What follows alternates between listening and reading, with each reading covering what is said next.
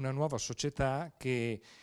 porti la potenzialità operativa nell'ambito della difesa del suolo e della sicurezza idraulica in tutto il territorio veneto. Concentrare tutte le forze che attualmente sono suddivise, ad esempio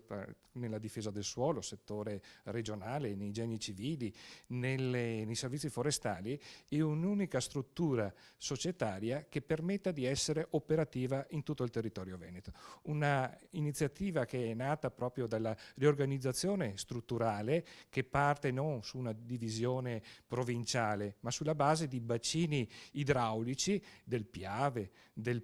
Po, dell'Adige, del Brenta e soprattutto anche del litorale veneto, per garantire una uniformità di interventi e di controllo di un settore molto delicato su cui la Regione vuole e deve investire. Quindi una società che abbia anche la possibilità di incassare direttamente, ad esempio, i canoni demaniali per essere operativa, per poter realizzare opere necessarie, non solo la manutenzione, ma opere strutturali che permettano la sicurezza di un territorio fragile che parte appunto dalle montagne fino al mare.